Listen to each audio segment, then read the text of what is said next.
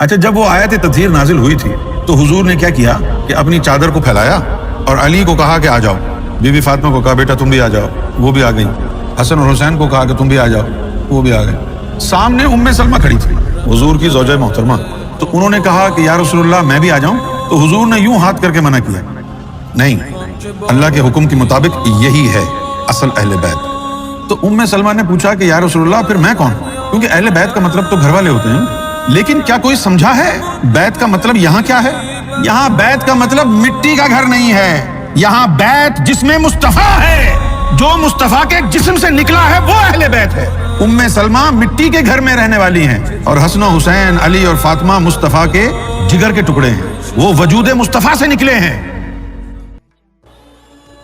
السلام علیکم وبرکاتہ اہل البیت، اے نبی کے گھر والی، اے نبی کے گھر والوں، تم پر اللہ کی سلامتی ہو رحمت ہو۔ تو اہل بیت کا لفظ قرآن میں دو جگہ آیا ہے، یا حضرت سارہ کے لیے حضرت ابراہیم کی زوجہ ہے، اور یا یونس نبی ہے۔ تمہیں تو پاک کرنا ہے، پوری طرح پاک کرنا ہے، پوری طرح پاک کرنا ہے، تاکہ تم اسوہ بن جاؤ۔ جو خلا ہے اسوہ محمدی میں صلی اللہ علیہ وسلم، وہ تمہارے ذریعے پورا کرنا ہے۔ ہمارے کچھ دوستوں نے اسو کہا ہے کہ اہل بیت سے مراد حضرت علی، حضرت فاطمہ، حضرت حسنین ہے، وہ بھی حضور نے فرمایا۔ میں نے ایک ٹی وی مذاکرے کے اندر بھی جب کچھ حضرات کہہ رہے تھے کہ اہل بیت تو اصل میں وہ ہے، میں نے کہا نہیں، اصل میں بیویاں ہیں، لیکن وہ بھی اہل بیت ہیں۔ حضور نے ایک چادر میں جب سمیٹا سب کو، تو یہ بھی اللہ بہا اہل بیت، یہ بھی میرے اہل بیت ہیں۔ سلمان منا اہل البیت، سلمان بھی ہمارے اہل بیت میں سے، جو جتنا قریب ہوا۔ لیکن قرآن میں یہ لفظ آتا ہے صرف بیویوں کے لیے، ازواج کے لیے۔ نبی الاسلام کی بیویاں اہل بیت ہیں، اور سیدنا علی، حسن حسین اور سیدہ فاطمہ بھی اہل البیت ہیں۔ نہ سرکار، سیدنا علی، حسن حسین اور فاطمہ اہل البیت ہیں، اور نبی کی بیویاں بھی اہل البیت ہیں۔ ہاں، یہ ذرا اپنی ایکویشن درست کریں۔ صحیح مسلم میں جو غدیر خون کی حدیث ہے نا، قرآن اور اہل بیت والی، اس میں خود حدیث کے راوی زید ابن ارقم سے جب وہ راوی پوچھتے ہیں کہ کیا حضور کی بیویاں اہل بیت نہیں، انہوں نے کہا حضور کی بیویاں اہل بیت ہیں، لیکن نبی الاسلام جن کے بارے میں خوف دلا رہے تھے وہ آپ کے دودھ اور خون کے رشتے کے لوگ ہیں، آل علی، آل جعفر، آل عقیل اور آل عباس۔ اور مسلم شریف میں دوسری حدیث میں جو الفاظ ہیں، زید ابن ارقم کہتے ہیں کہ نبی الاسلام کی بیویاں اہل بیت نہیں ہیں۔ اب یہ دیکھیں کتنے سخت الفاظ ہیں، کہتے ہیں بیوی کیسے اہل بیت ہوئی؟ جب اسے خامن چھوڑ دے تو وہ اپنے باپ کے گھر چلی جاتی ہے، جبکہ یہاں پہ کوئی کہیں نہیں جاتا، وہ وہیں رہتا ہے۔ یعنی باپ بیٹے کا رشتہ تو ختم نہیں ہو سکتا نا، خامد اور بیوی کا رشتہ ختم ہو سکتا ہے۔ تو یہ قالوا تعجبین من امر اللہ، کیا تم اللہ کی، کیا انہوں نے کہا کہ کیا تم اللہ کے امر پر تعجب کرتے ہو؟ رحمت اللہ، اللہ کی رحمت ہے، وبرکاتہ علیکم، اور تم سب پر اللہ کی برکتیں، اس کی برکتیں ہیں تم سب پر، اہل البیت، انہ حمید مجید، بے شک وہ حمد و تعریف کرنے کے لائق ہے اہل بیت۔ آپ مجھے بتائیے یہاں پہ جتنے لوگ حضرات آئے ہیں، کبھی آپ نے سنا ابراہیم علیہ السلام، اسماعیل علیہ السلام، اسحاق علیہ السلام، یعقوب علیہ السلام، یعقوب کے بیٹے یوسف علیہ السلام، یوسف علیہ السلام کے بھائی، یہ سب کون ہیں؟ یہ کس نے آپ کو بتایا؟ کب سنا؟ کون سی جگہ پہ سنتے ہیں آپ؟ بائی نیم پورے قرآن مجید میں بائی نیم یہ وہ لوگ ہیں جن کو اہل بیت کہتا ہے اللہ تعالیٰ۔ آپ ذکر ہی نہیں کرتے، مانتے ہی نہیں ہیں۔ باقاعدہ واضح طور پہ اللہ کہتا ہے، لگتا ہے جواب سنا ہی نہیں۔ میں نے تو اپنی زندگی میں ان لوگوں کو کھینچ تان کے اہل بیت بنایا جائے، اس کا ذکر نہیں ہے قرآن میں، جن کا بائی نیم کہہ رہا ہے کہ تم تعجب کر رہے ہو۔ قالوا تعجبین من امر اللہ، تم کیا تعجب کرتے ہو اللہ کے امر سے؟ رحمت اللہ، اللہ کی رحمت، وبرکاتہ، اس کی برکات، علیکم، تم سب کے اوپر۔ اب یہاں جمع کا صیغہ ہو جاتا ہے کیونکہ ابراہیم علیہ السلام، اسماعیل علیہ السلام، اسحاق علیہ السلام، اس کے بعد یعقوب علیہ السلام، یعقوب علیہ السلام کے بیٹے یوسف علیہ السلام، اور یوسف علیہ السلام کے بھائی، یہاں تک بات جاتی ہے، یہ سب جو ہیں یہ اہل البیت ہیں۔ انہ حمید مجید، اور آپ درود پڑھیں اللہم صلی علی محمد وعلی آل محمد کما صلیت علی ابراہیم وعلی آل ابراہیم انک حمید مجید۔ یہ انہ حمید مجید، کیا مطلب اس بات کا؟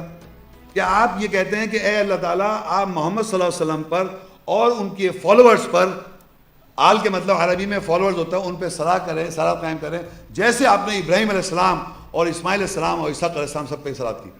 تو یہ میرے سمجھ میں نہیں آ رہا کہ یہ سب باتیں لکھی ہوئی ہیں اور یہ ایسا لگتا ہے یہ پتہ ہی نہیں ہے، اور جب بتانے لگے تو کہتے ہیں آپ کیا کہنا چاہ رہے ہیں؟ کیا وہی کہنا چاہیں جو آیت میں لکھا ہوا ہے، ہم اور کچھ نہیں کہنا چاہ رہے، جو لکھا ہے وہ تو بتائیں گے نا۔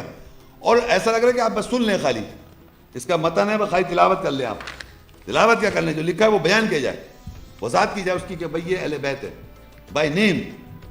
اب قرآن مجید میں ایک بات اور تھی، اس میں یہ بھی شامل ہے کہ ابراہیم علیہ السلام کے والد جو تھے وہ مشرک تھے، اور ہر بیٹے کے لیے ایک بہت بڑی پرابلم ہے اگر اللہ اس کو وضاحت کر دے اور اللہ کی آیت کی وضاحت ہو جائے، وہ اپنے والدین سے کیسے بات کرے اللہ تعالیٰ کی آیت کی اور اس کی وضاحت.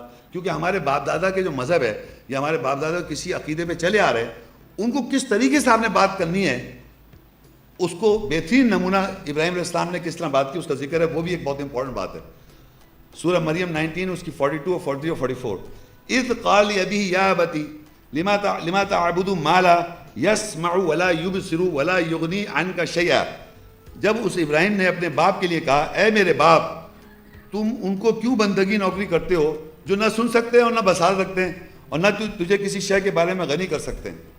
یہ ابراہیم علیہ السلام کہہ رہے ہیں اپنے والد سے، باپ دادا یا باپ سے کہہ رہے ہیں کہ آپ کیوں ان کی آپ نوکری کر رہے ہیں، کیوں بندگی کر رہے ہیں جن کو آپ نہ وہ سن سکتے ہیں نہ ان کی بات بصارت ہے اور وہ کسی بات سے آپ کو غنی نہیں کر سکتے. یہ ہیں بس اس طرح کے لوگ ہیں عقائد رکھے ہیں. پھر کہتے ہیں یا بتی انی قد جاءنی من العلم ما لم یاتک فاتبعنی اهدک صراطا سویا.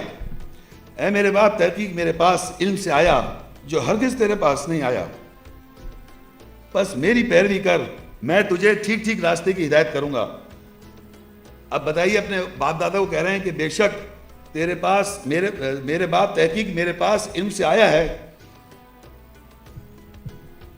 جو ہرگز تیرے پاس نہیں آیا، بس میری اتباع کر، میں تجھے ٹھیک ٹھیک راستے کی ہدایت کروں گا.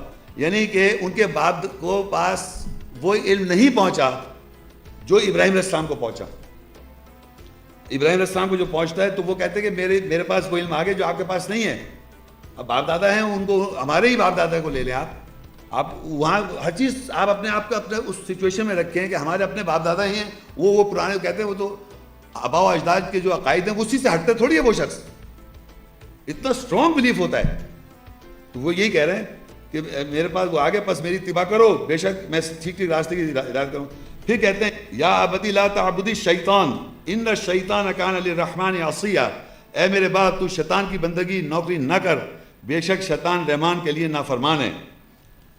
اب یہاں پر شیطان کو بھی بتا دیا گیا کہ انسان،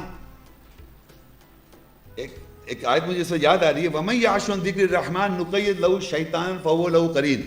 جو ذکر رحمان سے یعنی اللہ کے ذکر سے آنکھیں بند کرتا ہے، اللہ کہتا ہے ہم اس پہ شیطان مسلط کر دیتے ہیں. نُقَيِّضْ لَهُ شَيْطَانٌ فَهُوَ لَهُ قَرِينٌ، اور اس کا قریبی دوست بن جاتا ہے.